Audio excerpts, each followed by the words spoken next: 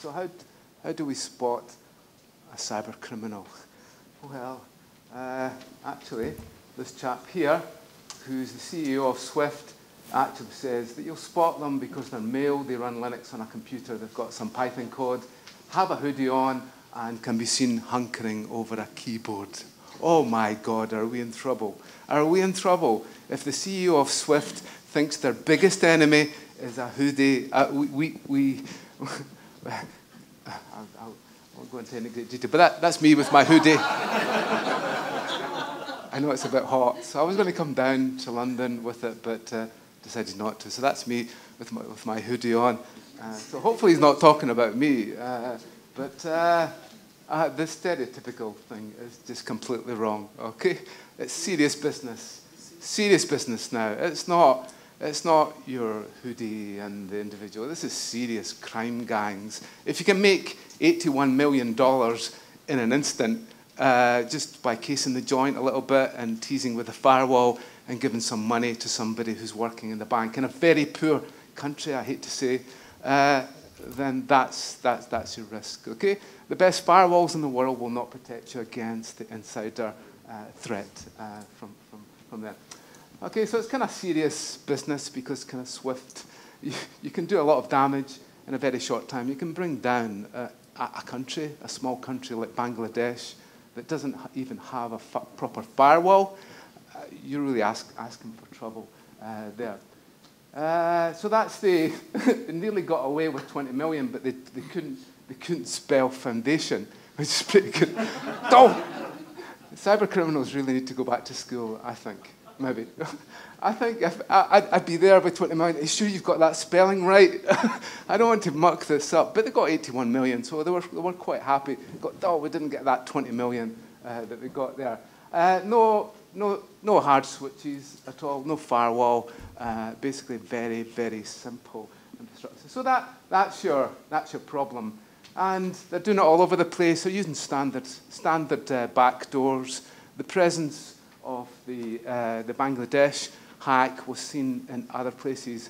So they're sharing codes. They don't have to be the most extensive Java programmer or malware analysis person because somebody else has already created it, has obfuscated it, and it's there. So the tools are out there. So increasingly what we need to do is to be able to understand not that, not that, not that, not that, but that. Okay? Why? Why is it somebody wants to steal our data? And then we can work back there. So we often do it in reverse. We look at our actors, but actually you've got to question why. Is it because somebody doesn't like our company? Is it because we've said something wrong? You need to understand that. So we need to develop an ontology for this. And like it or not, it just increases the scope of the bubbles, just gets bigger and bigger and bigger all the time.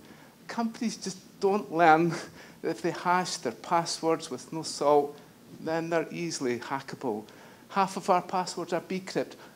Our passwords the credit card details are partially encrypted. What crazy person partially encrypts it? It's a little bit encrypted. We take half the key. Don't want to do the whole thing. So talk. Really make sure your CEO understands a little bit of encryption and don't say partially encrypted. You either encrypt or you don't.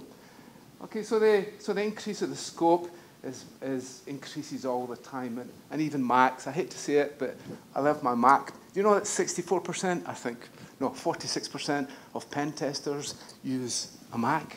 Where's my Mac? It's around the back. Use a Mac. It's Linux,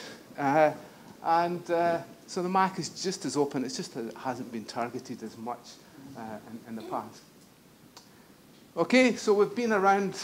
I remember the start of the internet roughly. And it was great. And we typed all the commands in, like get index.html. You're just going, yeah, you remember that? It's the same stuff. I hate to say it when we teach our students, but still get and put and not and yeah, you agree? Good. So it's still the same command. Under the hood, the internet is the same old clunky internet. We brought in SSL. My goodness, what a disaster that is. It's just a little fix, a little fudge. It's machine to machine. So really, it's not secure, okay? This guy sits here. He's the administrator of your company's post office. He takes in an SD card, 1 terabyte, I think you can buy now.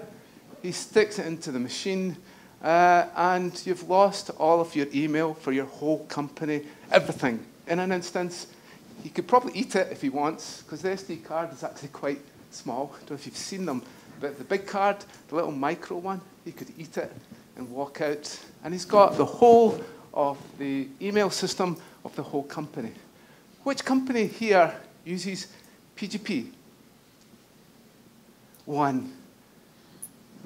We use it. Is it a nightmare? No? All right, okay. Let's be a new version of it. PGP gives you end-to-end proper email. It authenticates the user and authenticates the sender. Okay, if someone hacks the database, they can't read the thing. It's all base 64, things like that. But we haven't changed. We're still using a method that allows somebody to take the whole post office off. And sorry to bring up those pictures there, but 1978 was Sex Pistols did a tour of the US. Okay, and that's Ronald Reagan, of course, and that's our favorite, one of our favorite presidents, George W. Okay, and they passed a law. Congress passed a law in '78 saying that you're not allowed to store your emails that you send are the ownership of the American public. Okay, so they were meant to set up their own. They were meant to use their email system, and they never have. Okay, so that was meant to happen after then. But then the Democrats created their own server, and they used that instead. So lots of emails have gone vanished into the ether. And they're all to do with weapons of mass destruction. And they're all to do with Saddam Hussein and Cheney and stuff like that. It just disappeared. Okay? And in fact, there's no... I had a terrible Google moment when I searched for Dick Cheney, actually, and it came up. Hopefully nobody's watching my internet searches, but it didn't come up with great things. But there's nothing Dick Cheney isn't even. There's no emails for Dick Cheney. I'd love to see a Dick Cheney email. You can imagine it. There's no truth or nothing. I don't know what he said, but he said something that was a bit strange. Not one email. Not one email. They've gone walkies, and now Hillary is getting it in the neck, which is probably unfortunate. So now on Wiki Leaks, there is 19,000 emails in there. You can go and have a look. It's really boring. I hate to say it. It's the most boring emails I think I've ever seen. But there's sensitive information in there. This is about a donorship, that we should be meeting someone at the conference and see if we can get a donorship. So there's a whole lot of things. And like it or not, Hillary has received a lot of bad press around a whole lot of emails that she sent from her own private account. And she's been mentioned over 500,000 times in the media over the past while. So on WikiLeaks, you can search for whoever, but don't look for Dick Cheney in these ones. And so this is the Hillary Clinton ones, where she's obviously talking about Donald Trump. So how is the Democratic National Committee going to solve this? Well, they got together a whole lot of great people, and not one of them is a technical person at all. And lawyers are great, and I love the legal system, but I think every one of these people are lawyers. It's not the balanced group that you would think. If we're going to improve hacking of our emails, you don't get a whole bunch of lawyers together and they'll solve it. You need some technical people in there. So this is the team that they've set up for that. So I'd like to look at Sony, and we'll have a quick look. And the CIA, the FBI pinpointed North Korea. It's the quickest they've ever pinpointed anyone. But I'd like to show you a basic history of Sony. So I'll go through it very quickly, but I think it all started with George Holtz, long time ago, and George was just a kid, really. He hacked the iPhone, and then he went ahead and he hacked the PlayStation. I mean, his voice hasn't even broken at this point. And he did it just because he could. It was fun. Okay? So,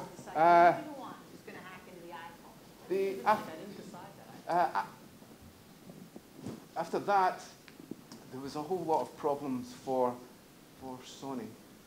It's going to appear.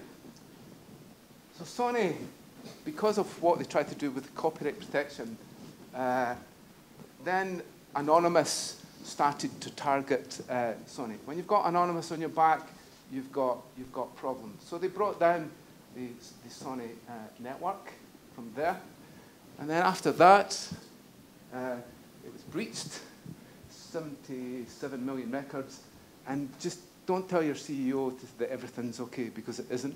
Okay, so the CEO said, we're safe, everything's fine, and then you'll never guess, just a week after it, it was only 24 million this time, but don't get your CEO to say that everything is okay, because it probably isn't.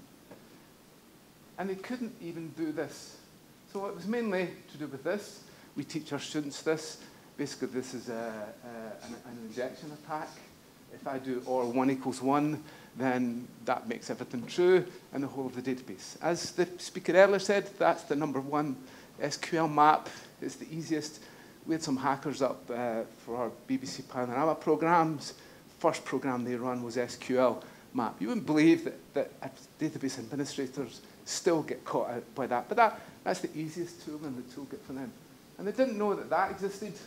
Salting a password, a really bad technique in there.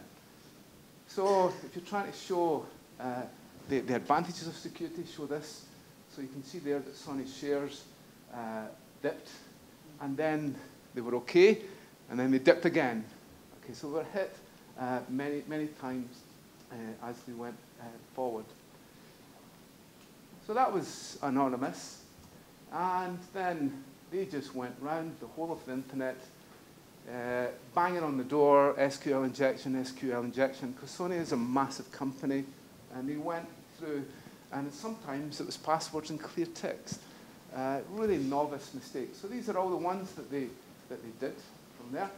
And then they had LulzSec on their back. So you've got two of the major hacking agencies on your back, two different types.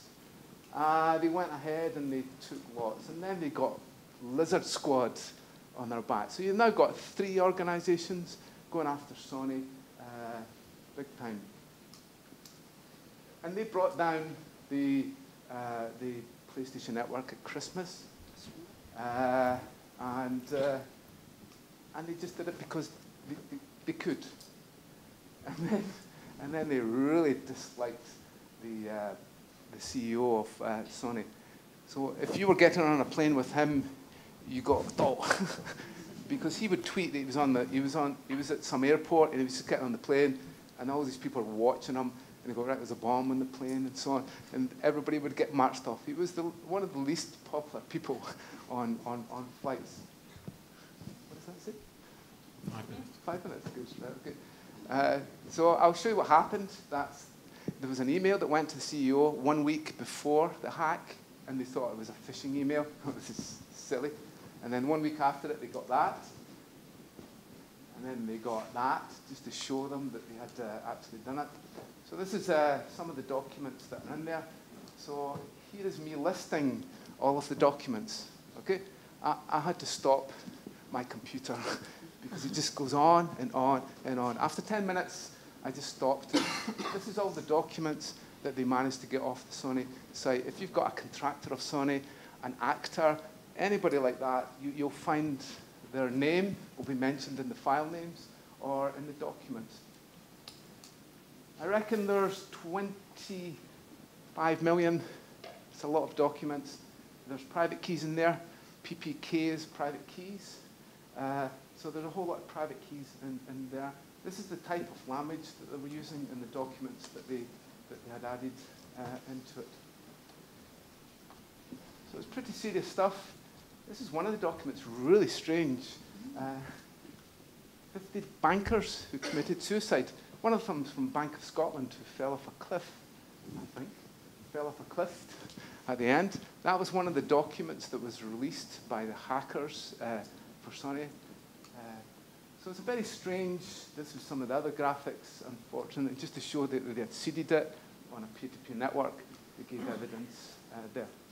Then they went and took control of our other Sony sites, and they posted messages against him. This guy, who's that guy?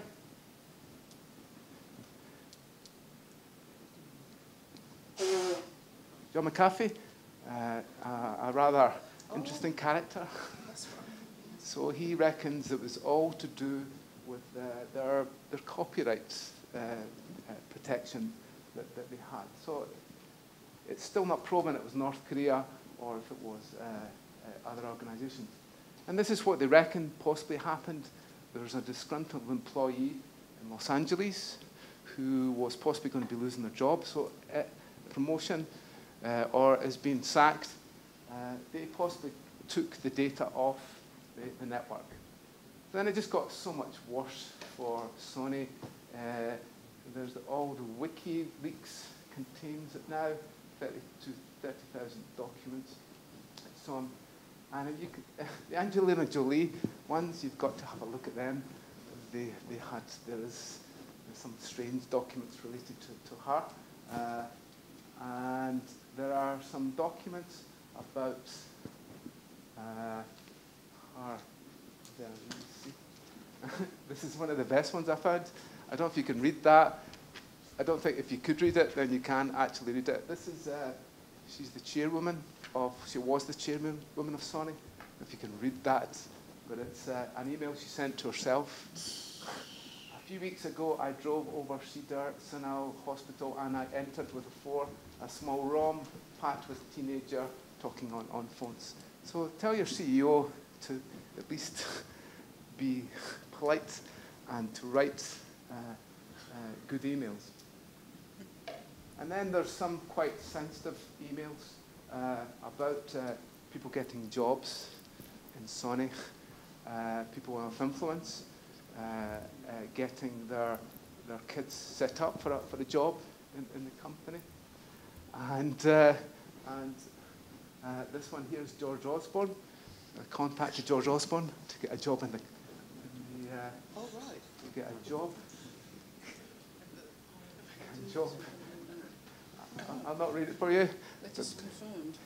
It's confirmed. You confirmed. Well, it's confirmed what's been going on. Yeah. Okay, so that's people in Sony getting jobs for people, and then these two really had a real spat on email. She's studying films. Please kill me immediately, beyond belief. And this is a chairwoman here.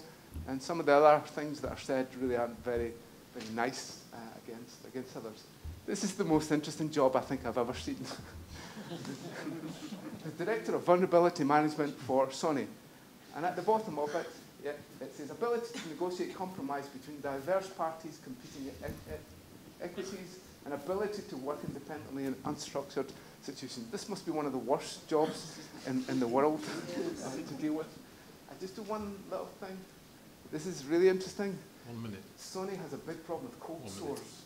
Yeah, I'm just going to. This here, if you search the database, you actually find there's a good deal of the documents are focused on cold source.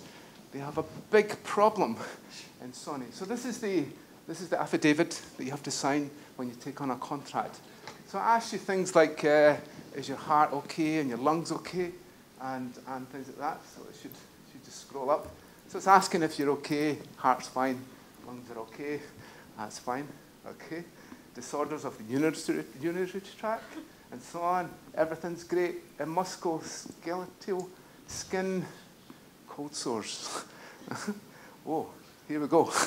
So with cold sores, actually,